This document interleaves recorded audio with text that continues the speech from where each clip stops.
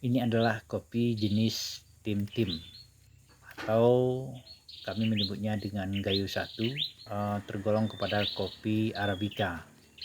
Umur kopi ini sekitar 2 tahunan, dan ini kopi baru saja dipupuk sekitar 3 minggu yang lalu.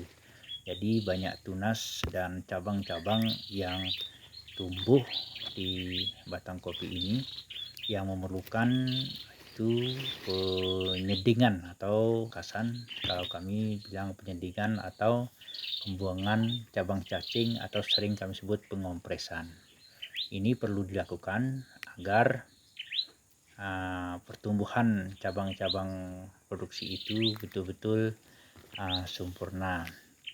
Nah, untuk pemangkasan kopi Tim-Tim ini menggunakan pemangkasan batang tunggal, dan pemangkasan ini juga lebih sesuai untuk kebun yang di dataran tinggi.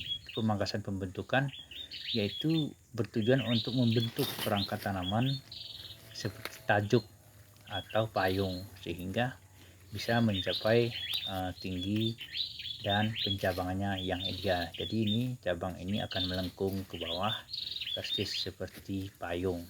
Tinggal kita menyusun dari mana arah matahari, di mana tenggelamnya matahari, kita sesuaikan bentuk cabangnya agar pencahayaan dan sirkulasi udara nanti setelah kopi ini besar akan masuk ke dalam batang kopi ini.